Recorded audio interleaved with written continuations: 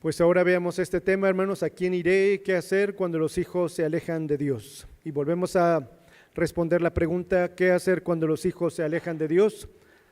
Bueno, ¿a quién iré? Ya la respondimos y esto se aplica a cualquier situación en nuestras vidas, no solamente en las condiciones matrimoniales o en las relaciones familiares, en todas circunstancias es la misma respuesta, ¿a quién iré?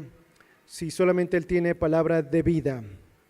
En todas circunstancias en las que podamos estar inmersos, en toda decisión, en todo tiempo, debemos de ir a Cristo. Así que cuando los hijos se alejan, debemos también ir a Cristo. Vamos a hacer oración nuevamente, hermanos. Padre, en nombre de Cristo, te damos gracias porque nos permites reunirnos aquí en tu casa. Gracias por tu presencia entre nosotros. Gracias por tu palabra que nos has dejado como medio por el cual tú te revelas a ti mismo y nos das a conocer el plan redentor y el plan de vida que tienes para nosotros. Tú sabes, es un día que pudimos estar de descanso en casa, de paseo con nuestra familia, pero hemos venido a buscarte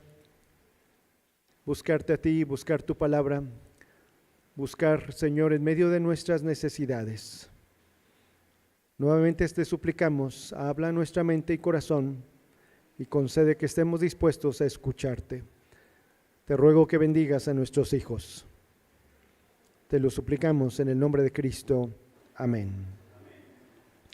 Hace algunos años prediqué en la iglesia sobre este tema y sobre todo sobre el tema de los hijos inconversos. Y pedí a la congregación que se levantaran todos aquellos padres o madres que tenían hijos que o bien se habían alejado de Dios o definitivamente eran inconversos. Y les pedí que se pusieran de pie. Al día siguiente fui a visitar una familia y dentro de esa familia había una señorita que antes de terminar nuestra reunión me dijo: pastor, quiero comentarle algo. Y sus palabras fueron: no me imaginé cuántas familias tienen a hijos que no son conversos y a hijos que se han alejado. No sabía que había tantos. Y le dije, pues dolorosamente esa es la realidad.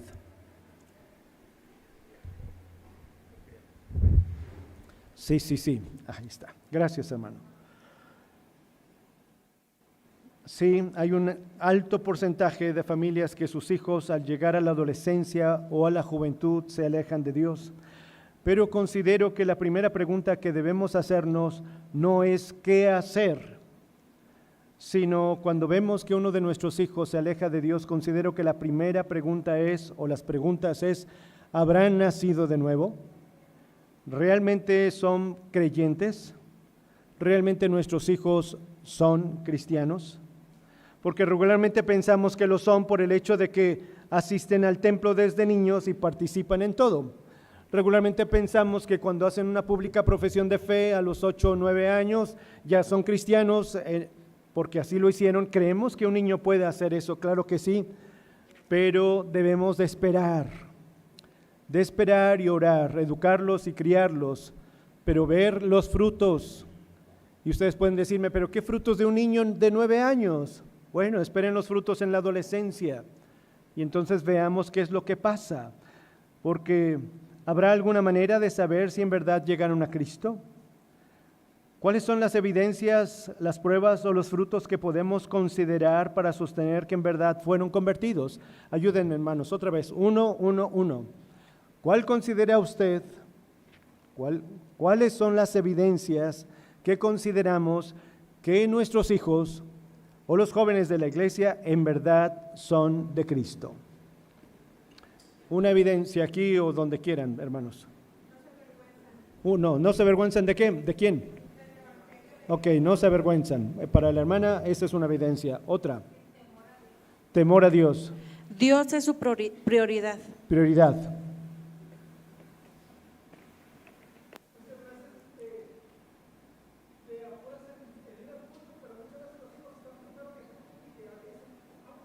Muy bien. Están dispuestos a ir a la casa de Dios, hermana. Pues yo le pregunté a mi hija si recordaba el momento exacto cuando Bueno, esas son evidencias. ¿Qué les parecen estas otras, hermanos? ¿Realmente mi hijo da evidencias de arrepentimiento, de conversión, de regeneración? ¿Ama la revelación, o sea, la palabra? ¿Ama la comunicación a través de la oración?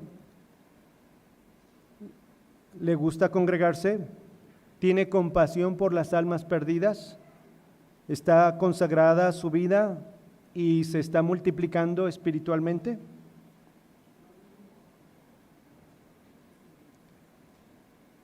Considero que esas son algunas de las evidencias fundamentales para saber si nuestros hijos realmente han llegado a la fe.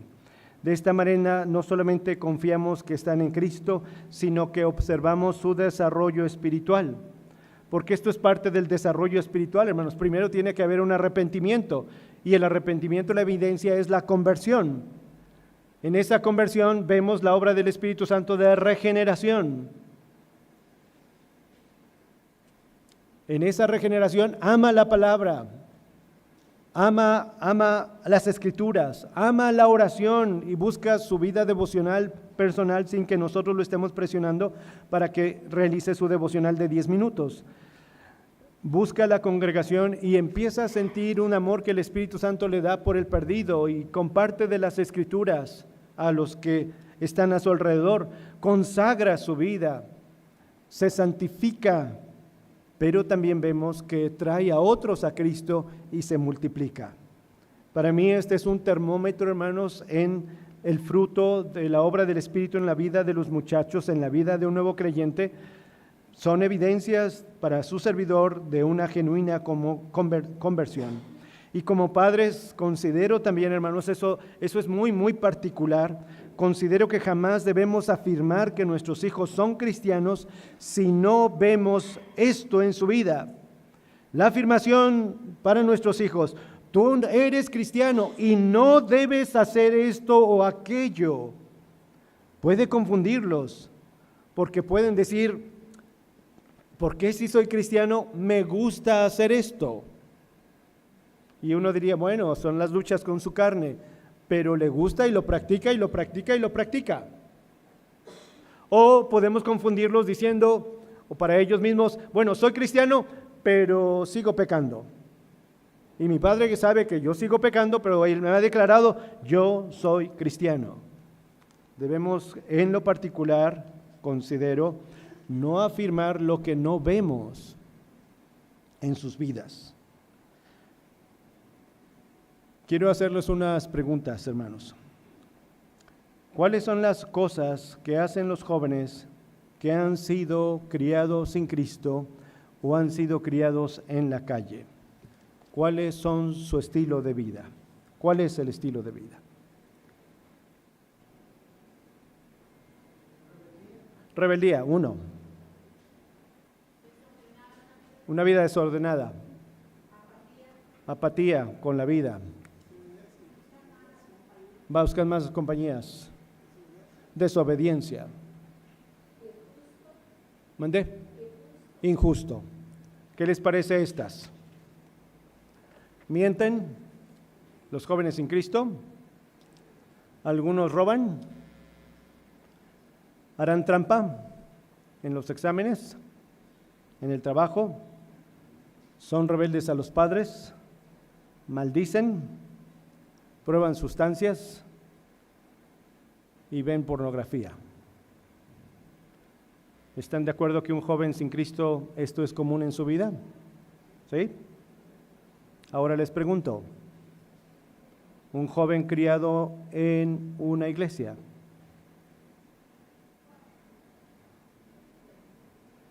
¿mentirá?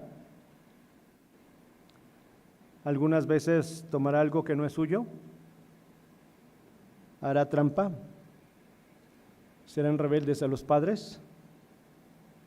Cuando no los oímos maldicen y sin saberlo nosotros prueban alguna sustancia y sin saberlo nosotros porque les damos un celular para que se metan a su cuarto o al baño con él y vean pornografía. ¿Cuál es la diferencia? Si las obras son las mismas.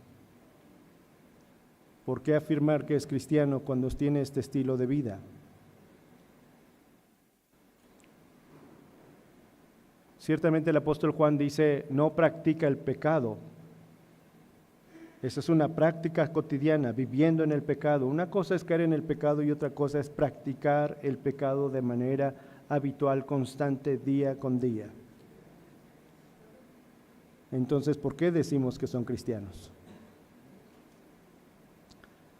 Otra vez, hermanos, arrepentimiento, conversión, regeneración, lo que les mostré hace rato, revelación, comunión, congregación, compasión, consagración, multiplicación, evidencias. ¿Se fijan que no pongo, hermanos, ahí ministerios? No pongo servicio en el templo o lo que sea, porque pueden cantar en el coro, o estar en el grupo de alabanza, o pueden ir a las misiones, o pueden estar en un campamento, y pueden todo.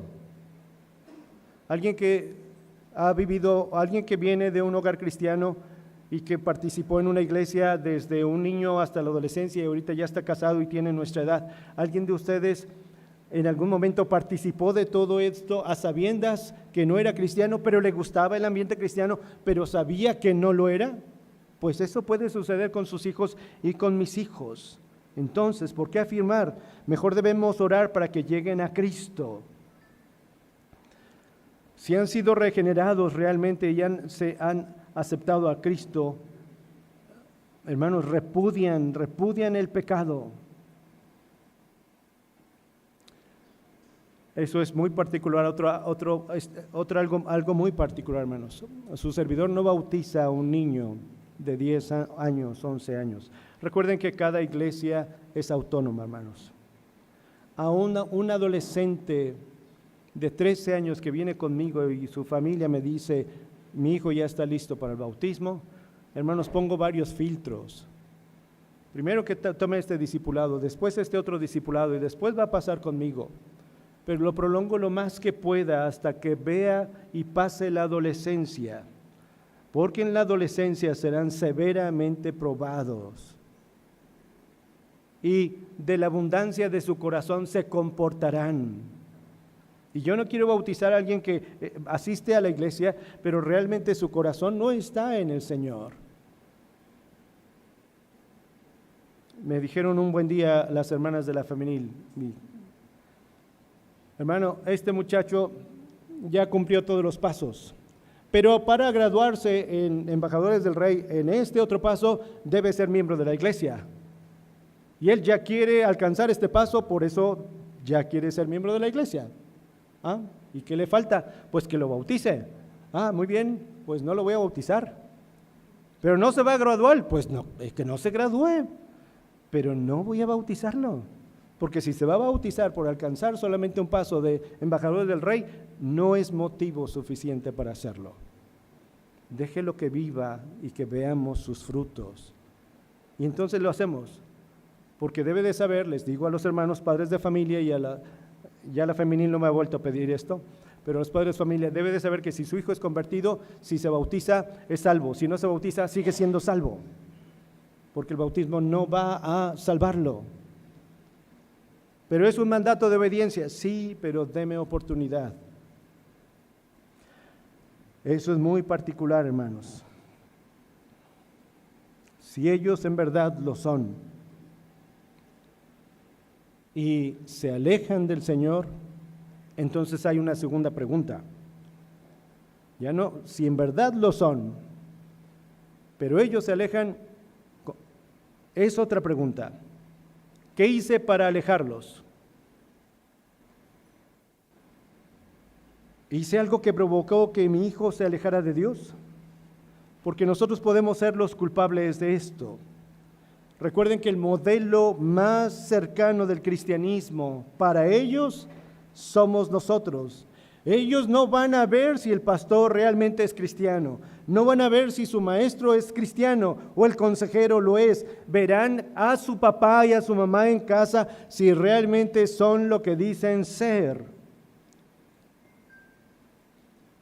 Y un hombre llamado Karl Barth dijo, o somos lo que decimos ser o no seamos nada. Fue un hermano en la fe. ¿O somos lo que decimos ser? Y nuestros hijos, hermanos, ¿quién es usted y quién soy yo? Ya lo sabemos esto. Evaluarán nuestro cristianismo. Verán si no hay integridad en lo que decimos ser. Y podremos ser de tropiezo si no lo somos. Ellos son nuestros primeros jueces en casa. Les compartiré algo que los puede dudar o hacer dudar de mí. O tal vez se pueden identificar conmigo, o solamente pueden orar por mí. El principio de mi servicio al Señor en el ministerio fue en Puerto Vallarta hace 34 años, 35. Una misión de 5 integrantes. En la mañana, en la noche, siempre asistíamos 3. Yo predicaba, mi esposa oraba y mi hijo levantaba las ofrendas. Y eso hacíamos. Fue un tiempo de mucho trabajo y de evangelismo casa por casa, visitando, tocando puertas en departamentos por donde quiera, discipulando, haciendo estudios. Cuando la congregación empezó a crecer, pues el trabajo se multiplicó. La gracia de Dios hizo que la familia de la fe se desarrollara y creciera. Pero mi esposa y yo establecimos una regla en la casa. Ella ejerció el magisterio, es profesora ya jubilada. Lunes a viernes trabajando ella, sábado descansando para ella. Así que cuando nuestro hijo mayor empezó a crecer, le dije, vamos a hacer algo. Vamos a trabajar 5 días tú y yo. Tú como maestra y yo en el pastorado o la obra misionera. El sábado va a ser para nosotros y el domingo es para el Señor. Y esa fue la regla de 5 más 1 igual a una familia, digo una semana. Y procuramos con todas las fuerzas no romper esto en nuestro matrimonio. 5 días de trabajo, 1 día de familia y 1 día del Señor. No podíamos fallar al trabajo a menos que nos enfermáramos. Y no podíamos faltar a la casa de Dios a menos que nos enfermáramos. No podíamos faltar a nuestro día de descanso familiar a menos que nos enfermáramos o surgiera algo muy importante en la iglesia o en la misión para que yo no estuviera ahí. Tuvimos mucho cuidado de esto. Procuramos no perder ese 6º día, lo disfrutábamos y nos disfrutábamos. Hermanos, íbamos al malecón, íbamos a la playa. Recuerdo haberme tomado una foto en el malecón un sábado cualquiera, para nosotros un sábado cualquiera. Mi esposa, mis hijos en una banca del malecón con nuestro short, nuestra gorra, y la mandé a un hermano. Me dijo, oiga hermano, qué bueno que se fue de vacaciones. Le dije, no, yo vivo en vacaciones, aquí estoy todos los días en la playa. No son mis vacaciones, es un día. Fue una bendición, hermanos. Realmente estar en Vallarta ha sido, considero, una de las partes más hermosas en mi vida matrimonial y en la vida ministerial y en la vida congregacional. Pero el Señor cambió esos planes. Mis planes y el de mi esposa era envejecer en Puerto Vallarta, literalmente. La iglesia estaba en desarrollo, hermanos. Y llega una carta de invitación de la primera iglesia bautista de Guadalajara diciendo, queremos que usted sea el ministro de jóvenes. Venga. Yo al ver esa carta dije, Señor, se equivocaron estos hermanos. ¿No? ¿Cómo voy a dejar todo lo que hay aquí que hacer? Y literalmente respondí con otra carta, agradezco su consideración XXX, pero no puedo. Pero mi esposa y su servidor hicimos oración en secreto. Y le dijimos al Señor, si tú quieres que estemos allí, haz que el próximo año haya otra carta igual. Y creo que ninguna iglesia invita 2 veces a un pastor, hermanos. ¿Se entiende? Creo que no. Entiende con la primera que no es la voluntad de Dios. Al año siguiente llegó una carta igual y al leerla me puse a llorar. Se la compartí a mi esposa y lloramos 2.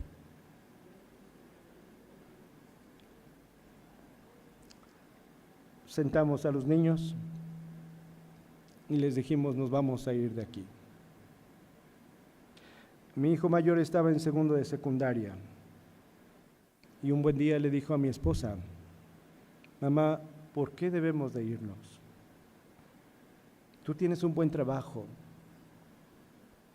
Estamos construyendo la segunda planta de nuestra casa, donde por fin voy a tener después de 2 años un cuarto, porque nuestra casa era de 2 habitaciones y él como adolescente ya no podía estar con su hermana y su hermanito más pequeño.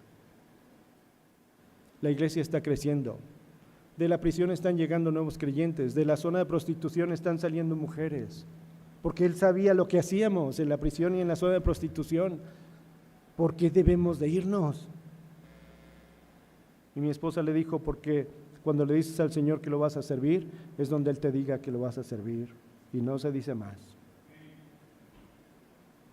Literalmente, hermanos, llegamos a Guadalajara con el corazón quebrantado, sabiendo que era la voluntad de Dios, aunque nuestro corazón decía que no. El trabajo se multiplicó, no era la misma congregación de Vallarta, 100 personas, a Guadalajara, 250 o más. No fue el mismo trabajo, mucho más trabajo, enormes distancias. Mi hija perdió sus clases de pintura, mi hijo perdió sus clases de violín, no tenía tiempo para llevarlos. Además, algunos adultos fueron muy severos con mis hijos en la iglesia, muy severos. Pero lo más terrible fue la pérdida del 6º día. Mes tras mes, año con año, perdimos el día 6º. Porque la unión de jóvenes salía a pasear los sábados y el ministro de jóvenes tenía que estar con los muchachos. Y yo le decía a mi esposa: pues vamos con los muchachos, y nos llevamos a los hijos. Y todos nuestros paseos giraban ahora en torno a la unión de jóvenes. Ya no era la familia. Olvidé lo que bien sabía, que había escuchado de Josh McDowell decir: religión sin relación provoca rebelión. Eso va a pasar con tus hijos. Yo lo supe cuando eran más pequeños.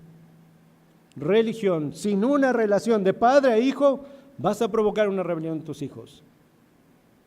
Pero también dijo: religión con relación, va a haber una conversión. Claro, hermanos, no es la regla, pero es lo más seguro. Pero rompí esa regla.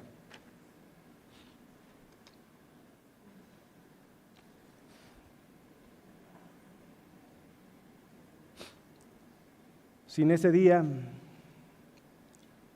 seguí siendo el mismo exigente de disciplina con mis 3 hijos. Eres hijo de un pastor, eres hija de un pastor, y tu comportamiento debe ser así, así, así, así. Un día mi hija me dijo con todo el corazón de su alma: papá, me quitaste todo, mi escuela, mi casa, mis amigos, mi iglesia, mi pintura, y me dejaste sin nada. Yo no quise aceptarlo, hermanos, y seguí presionando a mi hija. Olvidé: religión sin relación da rebelión. Un día viernes salimos a la escuela bíblica de vacaciones. Ella se quedó castigada por su comportamiento, no iba a ir a la escuela bíblica de vacaciones. Y llegando a casa, ella no estaba en casa a los 17 años. Aquí ustedes pueden tomar su decisión. Yo no debería de estar aquí.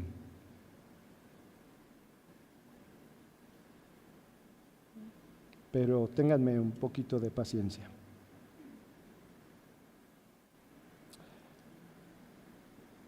Mi hija en su habitación tenía una puerta con cristal, y ahí yo iba y preguntaba: ¿cómo estás? Y ella contestaba: bien. O a veces yo le escribía un texto bíblico a pesar de su rebeldía, y ella se encargaba de borrarlo, y yo escribía otro y ella lo borraba. Era el lugar donde nos comunicábamos. Fui con el pastor de la Mora ese día, viernes, regularmente hay cultos en la noche, y le dije: mi hija se fue y yo no puedo ser pastor de jóvenes. Si no pude cuidar a mi hija, ¿cómo puedo cuidar a los jóvenes de la iglesia? Él fue muy amable y me dijo, eso no importa ahorita, lo importante es encontrar a su hija. Ya veremos después. Viernes estábamos deshechos, sábado estábamos profundamente deshechos, domingo en la casa de Dios estábamos profundamente deshechos. Y el director del culto congregacional le vino bien decir, hermano Sotomayor o hermano Isaac, pase al frente y dirija los himnos. Hermanos, yo tomé mi himnario y lo puse así y dirigí. Yo no quería que vieran mi rostro destrozado y deshecho. Ese mismo domingo, al salir del culto, marcó a mi teléfono. Oírla fue un descanso. Y me dijo, estoy bien, papá. Estoy bien, pero no me busques. Que tu hijo te diga, no me busques, duele profundamente. Habló con su mamá, con su hermano mayor y su hermanito menor. Le dijo, ¿por qué no pensaste en mí? Porque tienen una buenísima relación los dos, hasta la fecha. ¿Por qué no pensaste en mí? Terminando de hablar con ella, le dije, si se te ofrece algo, hijita, dime lo que tú necesites, dímelo. Me dijo, sí, papá, necesito algo urgentemente. Dímelo. Olvidé mi raqueta de tenis, ¿me la das? Le dije, esa te la doy cuando volvamos a jugar tú y yo. Hermanos, habíamos dejado de jugar en mucho tiempo. Esa te la devuelvo cuando tú y yo juguemos. Bueno, va a estar largo ese tiempo, me dijo. Está bien. 1 año, hermanos. 1 año. Cuando ella estaba fuera de casa, en la llamada. Antes de que ella me llamara, viernes y sábado, me dediqué a buscar una carta, porque ella es buena para escribir. Dije, seguramente me escribió una carta. La busqué entre mis Biblias, entre mis comentarios, entre mis libros, la busqué en mi habitación, en su habitación. En su cristal solamente decía, papá, voy a estar bien, en el cristal, voy a estar bien. Otra vez ahí, medio de comunicación. La busqué y no la encontré. Cuando ella llamó, le dije, no me dejaste ninguna carta. ¿Cómo no, papá? Te la dejé. Pues no la encuentro. Y me dijo, la puse debajo de tu cama. Le dije, nunca, debajo de tu colchón. Nunca pongo nada debajo de mi colchón, así que ¿cómo iba a encontrar eso? Me dijo, está muy fuerte, te expreso todo lo que siento. Hermanos, la leímos mi esposa y yo, y no era nada fuerte. Pero lo que más recuerdo de esa carta fue esto. Papá, si no hubiese sido por la semana anterior, o algo así, si hubiese sido por la semana anterior, yo no me hubiera ido. Pero me comprometí con otra que iba a dejar su casa y las dos vamos a vivir juntas. No la quise dejar abajo. Algo así. Por la semana pasada yo ya no me iba a ir de casa. ¿Qué sucedió una semana antes? Le dije, esta semana no vas a ir a la prepa, ni yo voy a hacer nada, ni una visita voy a hacer. Solamente iré al culto miércoles y viernes, pero ni una visita voy a hacer, ningún estudio bíblico. Tú y yo vamos a estar juntos. Fuimos al vivero, hermanos, compramos flores, plantamos esas plantas, flores o plantas, fuimos a jugar frontenis, tomamos café juntos, desayunamos juntos, comimos juntos, cenamos juntos, toda una semana juntos. Y así decía, por esa semana yo ya no me iba a ir.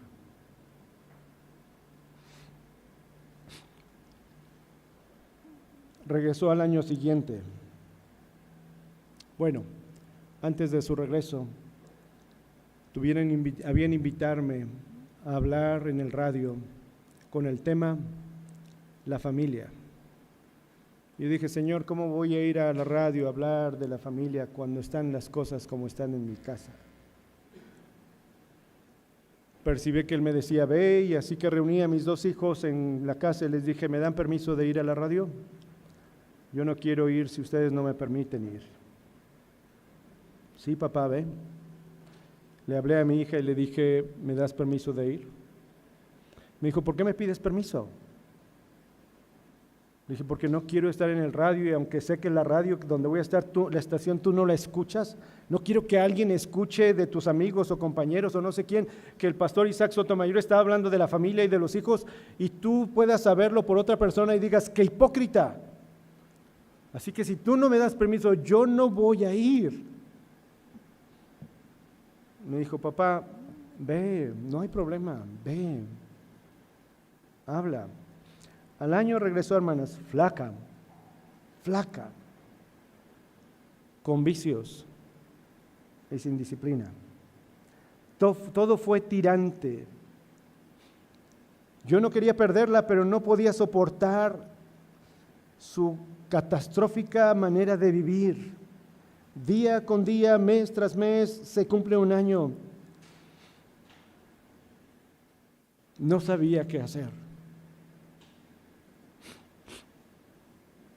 Mi tristeza fue muy notoria y un anciano que sabía de la situación, un anciano de la iglesia, me detuvo y me dijo, pastor, quiero decirle algo.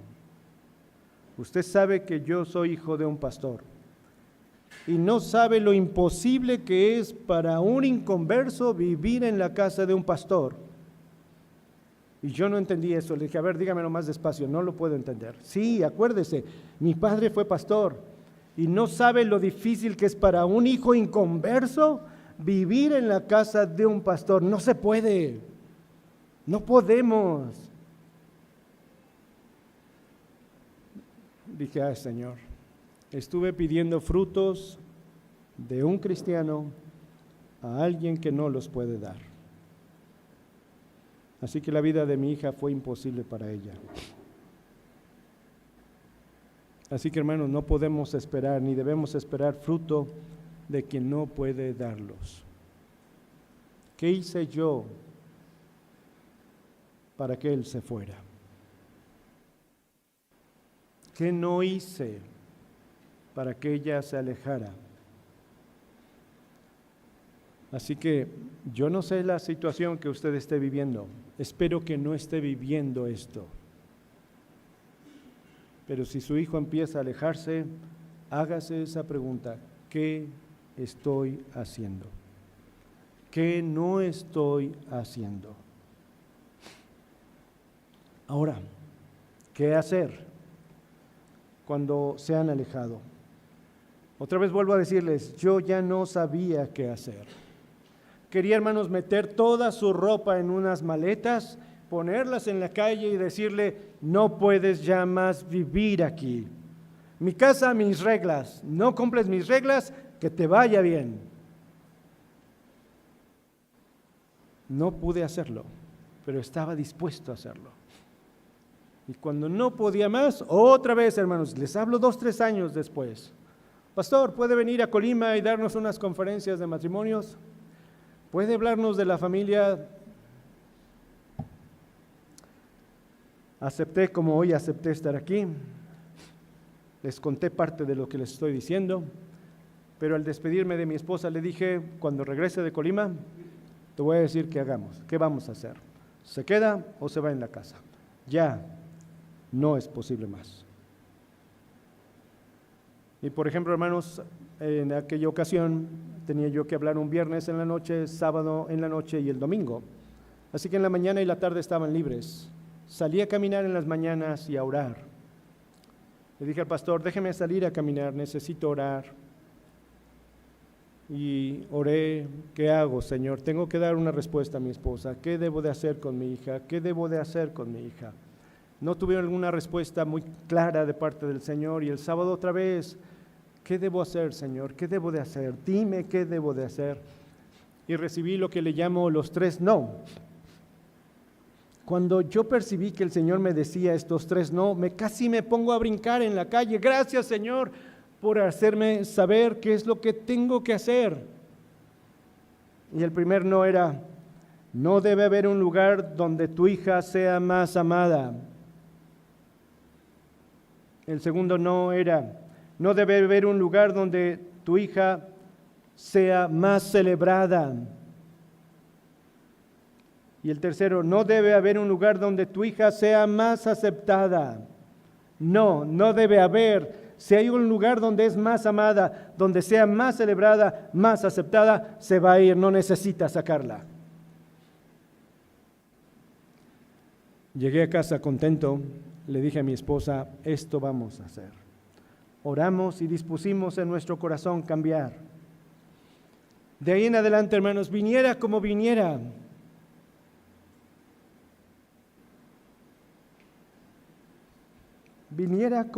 hermanos,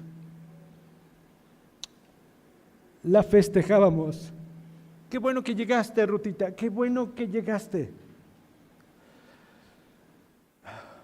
La aceptamos. Una de las primeras cosas que hizo mi hija en su rebeldía fue algo que lo hizo seguramente pensando en mí. Se tatuó una calavera en su rodilla, hermanos. Pero de ahí en adelante dije, debe ser aceptada. No solapar su pecado, es muy diferente, hermanos. De ahí en adelante le dije, cada que me vaya a dormir, voy a tocar a tu cuarto porque voy a abrazarte y besarte. Está bien. Y lo cumplí. Los primeros días, hermanos, yo tocaba a su cuarto porque estaba encerrada en su habitación. Ella literalmente contestaba, ¿qué? ¿Ya sabes? ¿Qué? ¿Ya sabes? ¿Qué? Mi beso, mi abrazo. Mañana, no, aquí voy a estar parado. No voy a irme hasta que tú me abras. Y te voy a dar un beso y un abrazo. Hermano, 5 minutos ahí parado hasta que me abrió. Ella no extendió sus brazos. Solamente salió, me permitió acercarme a su mejilla, abrazarla. Un día y otro día y otro día, como la gota, hermanos. El día en que ya estiró sus brazos, hermanos, y solamente me hizo así. Gracias, Señor. El día que me apretó, gracias, Señor. Y un buen día fuera de casa me habla mi esposa y me dijo, ¿qué crees? Bajó Ruth y se sentó y desayunó conmigo y conversó conmigo. Hermanos, algo tan cotidiano, ahora lo celebrábamos. Perdón, hermanos, perdón. Ustedes pueden considerar qué mundano este pastor, ¿qué le hizo a su hija?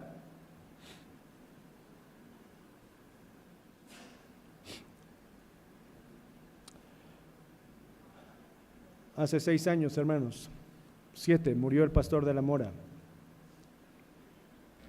Los diáconos se reunieron conmigo y me dijeron, usted es uno de los que puede ser el pastor de esta iglesia.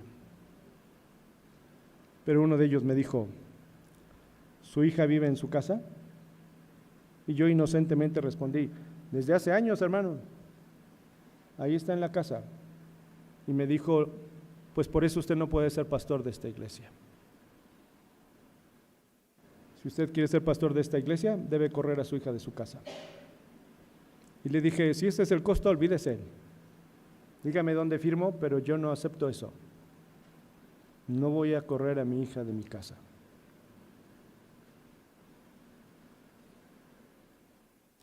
El Señor dijo otra cosa y él dijo, pues yo no puedo estar en esta iglesia. Y él fue el que se fue con su familia.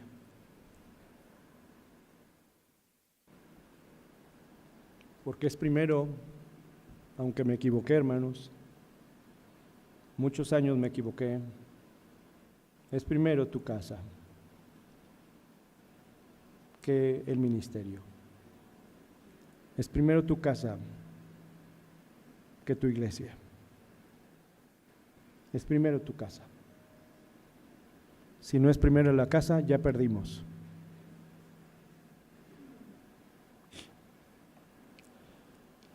Mis hijos, el mayor y el menor, me decían, papá, échala fuera. Le dije a mi hijo menor, el día que tengas hijos, tú me dices que la eche de fuera. Vamos a ver. La vida de mi hijo menor cambió drásticamente para honra y gloria de Dios. Siguió siendo un buen amigo de mi hija. Mi hijo está estudiando en el seminario en Texas. Hace 2 años, hermanos, mi hija le habló porque estaba en una crisis existencial muy severa. Y le dijo a mi hijo menor: te estoy llamando porque quiero despedirme de ti. Ella se dedica al arte. Yo no me di cuenta, hermanos, que en su estudio tenía esta pintura. ¿Notan algo raro ahí? Bueno, hay muchas cosas raras en sus pinturas, hermano, pero hay algo en especial, en una crisis existencial. ¿Qué hay? Una pistola. Y le dijo a mi hijo: ya sé cuánto cuesta una pistola, y cuesta 5,000 pesos, no cuesta mucho. Después de colgar, mi hijo me llamó y me dijo: papá, Ruth está muy mal, no duermas esta noche, no te duermas. Así que le dije a Ruth: ven en la noche, siéntate, vamos a ver la película que tú quieras, hija. ¿De veras? La que tú quieras. Siéntate. Unas papas, unas palomitas. Hermanos, una película que yo no hubiera visto, pero ahí la vi con mi hija. Y se terminó y le dije: ¿cuál otra quieres ver? ¿De veras? Sí, otra. Hermanos, con tal de que yo no me durmiera y que no la dejara en su cuarto. Le dije a mi hijo: te vienes, vente pronto, pide permiso en el seminario y vente lo más pronto posible, vente. Llegó a los 10, 15 días, pero le dijo a ella por teléfono: yo voy a ir, pero solo voy a ir a orar contigo y a leer la Biblia contigo. Si me vas a aceptar, está bien, si no, no voy. Y ella le dijo: ven por favor. Se fueron, hermanos, de vacaciones, ella y él y mi nuera y mi hijo mayor. Dicen, iban manejando en la camioneta, mi hijo con su esposa adelante, mi hija atrás con mi hijo. Y en un buen momento ella despertó gritando, hermanos. Mis hijos dijeron: papá, fue un susto de esos que pocas veces tenemos. Dice, yo que iba en el volante, dije, ¿qué pasó? Y perdí el control del susto tan grande.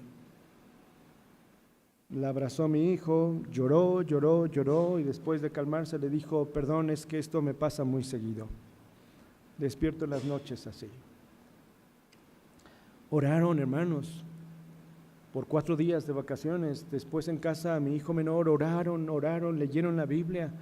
Cuando tuvo que mi hijo regresarse en la comida de despedida, le dijo mi hija a él: no he dormido tan bien en tantos años como he dormido ahora.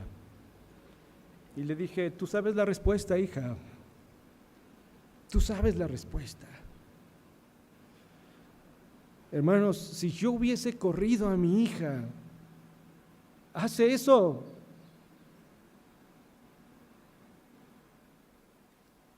Por un ministerio, por el pastorado. No digo que no sea importante, hermanos. Hubiese hecho eso y estuviera perdida por toda la eternidad. Ahora su estado de ánimo es el que sigue. Creo que puse otra imagen ahí. Así está su estado de ánimo, hermanos. Esa fue una exposición del año pasado que tuvo en San Antonio, Texas, y la llamó cautelosamente optimista, porque ahora mi hija está cautelosamente optimista. Sus cuadros son otra cosa, hermanos, reflejan otra cosa, completamente distinta.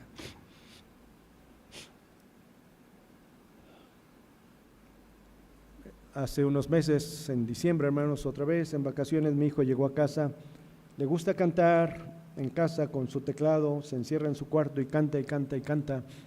Mi hija entró, lo oyó y lo grabó y le dijo: vuelve a repetir ese canto porque me gusta tanto que cuando tú no estés quiero escucharlo y quiero escucharlo constantemente. Nunca decía eso, hermanos, de oír un himno, un canto evangélico, un canto cristiano. Pero ahora la trae en su celular y lo escucha cuando lo necesita. Aún no ha llegado a Cristo. pero no perdemos la esperanza de que ha de llegar a Cristo. Sé que alguien de ustedes puede decir, yo no hice nada de eso, pastor, y sinceramente no hicimos nada inadecuado para que se alejara. Hicimos todo lo posible para que permaneciera y aún así se fue.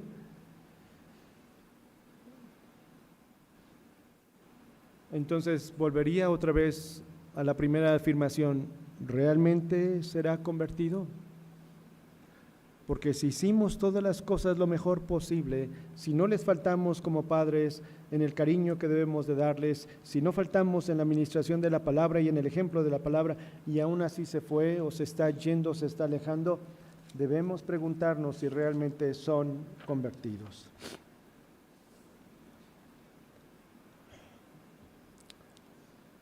Una cosa más que debemos hacer.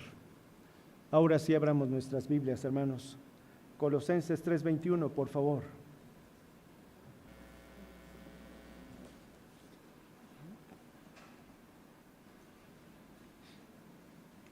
Y podemos leerlo todos juntos, hermanos.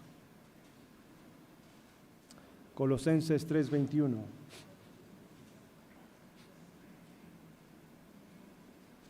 Dice así: Padres, no exasperéis a vuestros hijos para que no se desalienten. Eso, hermanos, eso considero que debemos de hacerlo y cumplirlo al pie de la letra. No exasperéis significa no lo agites, no lo excites, no despiertes en él la ira, no provoques irritación en su vida. Eso no quiere decir falta de disciplina y que lo dejemos que haga lo que le venga en gana, pero esto habla de una forma prolongada de contención, de lucha, de pleitos. El verbo griego da la idea de incitar emociones o reacciones negativas por nuestra constante molestia a nuestros hijos. La palabra tiene una raíz que significa la voluntad de pelear, tener un espíritu contencioso, es decir, un afecto por la disputa. Y nosotros no debemos provocar que nuestros hijos vean que nosotros solamente queremos día con día estar disputando con ellos por las más mínimas cosas, exigiéndoles más y más y más hasta agotarlos. No exasperéis a vuestros hijos. Pero ¿qué padre tiene la voluntad de pelear? ¿Qué padre tiene el afecto por la disputa? Ninguno. Todos queremos lo mejor para ellos, pero podemos estar haciendo esto. Muchas veces por nuestras constantes exigencias, por nuestra constante reprobación a su persona, por nuestra constante reprobación a sus hechos, hacemos sentir y damos el mensaje que lo único que queremos con ellos es estar peleando y discutiendo. No usemos nuestra autoridad para incitarlos a la ira, a reacciones negativas. No nos ha dado Dios esa autoridad, hermanos. Y dice el versículo, para que no se desalienten. Una de las características de los jóvenes es su fuerza, su entusiasmo, su ánimo, su vigor, su pujanza. El texto dice que nosotros podemos desalentarlos. Y otra vez el griego implica que esté sin espíritu, es decir, consternado, abatido en su ánimo. Imaginen un joven sin entusiasmo, sin ánimo, sin fuerza, vivirá como un viejo. Los jóvenes son impulsivos, son movidos por la pasión, son de emociones intensas, pero cuando los exasperamos todo esto lo podemos apagar. ¿Y quién quiere un hijo sin emociones? Así que, perdón, hermanos.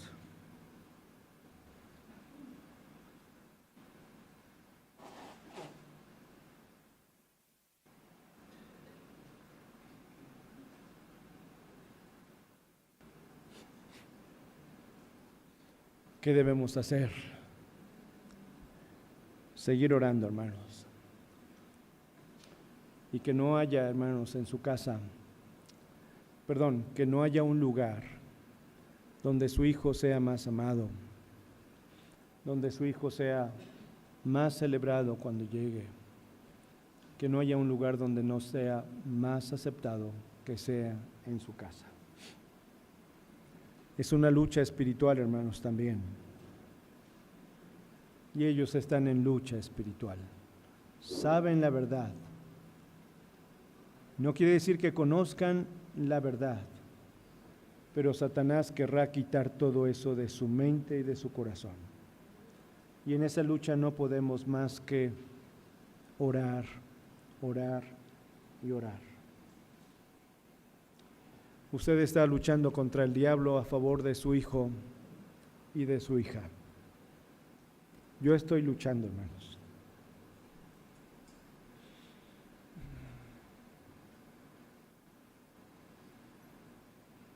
Tenía tanto temor de venir aquí, hermanos, y hablarles de esto. Pero eso es lo que está sucediendo en muchas casas.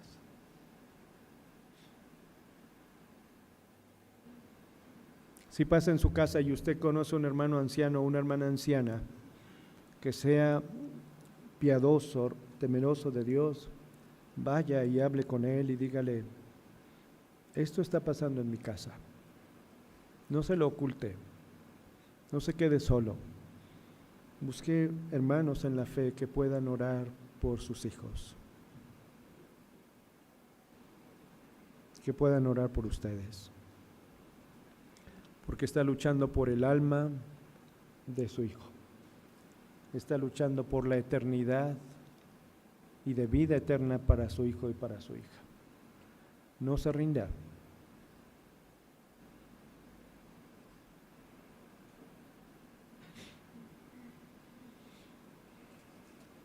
Oramos, hermanos. Padre Santo, tú amas más a nuestros hijos que nosotros mismos. Y tú diste a tu Hijo Jesucristo por ellos como por nosotros.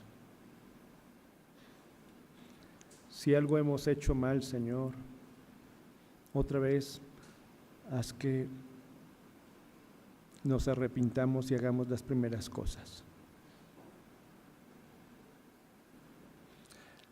Si con humildad y sinceridad no hemos hecho nada que provoque esto, entonces danos la fuerza para luchar por la vida de nuestro hijo, porque el adversario, el diablo, como león rugiente, anda buscando para devorarlos. Que el amor tuyo sea tan profundo en nuestro ser para nuestros hijos, Señor, que no aceptamos su pecado, Señor, pero su persona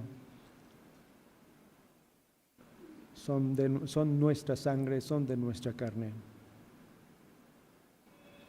Y que no haya para la vida de nuestros hijos ningún lugar donde sean más amados, ni con una tía, una abuelita, un amigo, una pandilla, en casa, Señor. Donde a pesar de sus errores celebremos que están con nosotros en casa. Donde a pesar de sus actitudes los aceptemos, Señor. Así como tú lo hiciste con nosotros y lo sigues haciendo. Bendice los hogares aquí representados. Haz que nuestros hijos sean para ti, Señor. Los presentamos en la infancia. Dimos gracias cuando nacieron y los entregamos a ti. Haz tu obra, Señor. Lo ruego. En nombre de Cristo Jesús. Amén.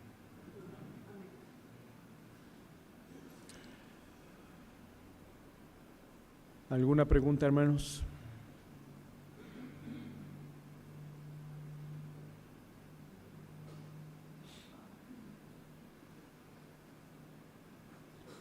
Bueno, la pregunta otra vez. ¿Con qué se quedan?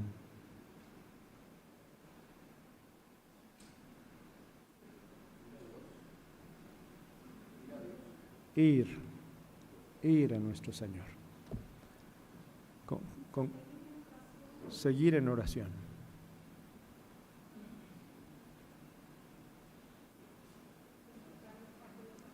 demostrarles cuánto los amamos. Qué difícil es en ocasiones, hermana. Qué difícil es. Pero si Él nos ha amado sabiendo quién a la perfección somos, da de gracia lo que de gracia recibiste. A nuestros hijos, hermanos. ¿Con qué se quedan, hermanos? Ser fieles, para que vean integridad en nuestra vida.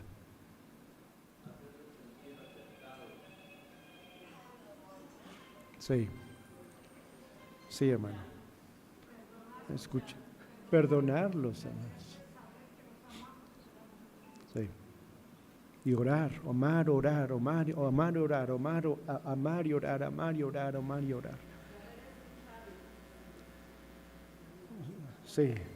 Saber escucharlos, estar presta para Él, que Dios sea el que me use para yo guiarlo, porque los dos estamos en el mismo camino, aunque Él se haya enfriado un poco, yo sigo siendo el ejemplo para Él. Cuando supimos de nuestra hija, hermanos, y creo que después de un mes la volvimos a ver, fui con el pastor de la Mora y le dije, hermano, sigo en pie con lo que le dije. Si es necesario, yo puedo renunciar a la iglesia, no debo de estar aquí. Me dijo, haga una carta, porque yo le dije, yo debo dar la cara a la iglesia. Yo quiero que la iglesia sepa de mí, que mi hija se fue. No quiero que por rumores lo sepan, yo debo dar la cara. Y en una sesión de negocios, el hermano de la Mora me dio un tiempo, leí una carta y dije, estoy a su disposición. Si ustedes me piden la renuncia, la entregaré. Si ustedes dicen que sigo, así lo haré. El pastor de la Mora entonces, en sesión de negocios, dijo, hermanos, ¿alguien quiere tomar la palabra? Y uno de los que fueron muy severos con nosotros, con mis hijos, un hermano se levantó y dijo, los padres no pagan por los pecados de los hijos, ni los hijos pagan por los pecados de los padres. Yo propongo, dijo él, que el pastor siga. Jamás pensé que lo dijera él.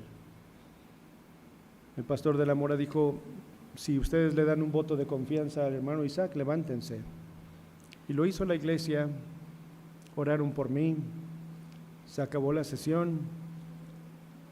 Y una hermana en particular, muchos nos abrazaron, hermanos, pero una en particular dijo, usted ha cuidado de nuestros hijos, ahora nosotros vamos a cuidar de los suyos. Ha sido una bendición eso, hermanos. Que la iglesia cuide de nuestros hijos. Porque a veces la iglesia es quien los puede echar fuera. Perdón que me extienda. Mi hijo, les dije, tomaba clases de violín en Vallarta. Llegamos a Guadalajara y él sabía tocar el violín. Había otro chico que tocaba el clarinete, otra chica la flauta y su papá el piano. Y ellos tenían el deseo de adorar en los cultos, pero no tenían el programa el viernes y el orden del culto con los himnos, solamente hasta el domingo en la mañana. Y ellos se veían en la necesidad de entrar en un área donde no molestaran a nadie para ensayar los himnos, y no había otro lugar más que el santuario. Y así lo hicieron, hermanos. Pero alguien se molestó terriblemente. ¿Cómo están en el santuario cuando no hay culto? Eso es irreverente de su parte, sálganse. Hermanos, no, en el patio estaban las clases, en el otro patio más clases. ¿Dónde creen que ensayaron para preparar el culto? En la calle, hermanos. Cuando yo supe eso me molesté tanto. ¿Cómo es posible que sacaran a los muchachos y que ahí ensayen cuando el propósito es adorar en la familia de la fe? Cuidado como iglesia, hermanos, con los jóvenes. Hermanos, cuando me invitan de Guadalajara, de Vallarta, para que vaya yo a Guadalajara, alguien me dijo, es que ha de haber muchos jóvenes en esa iglesia. Pues no, ya no había.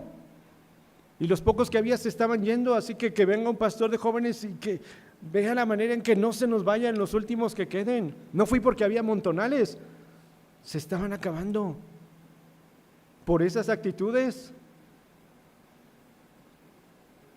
¿Qué hacemos para que se vayan?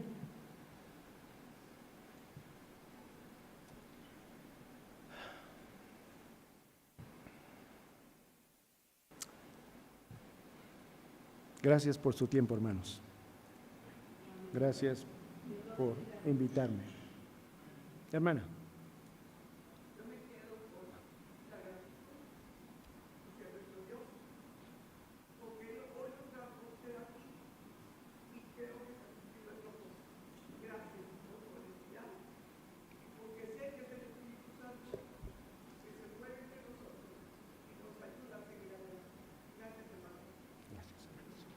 Gracias.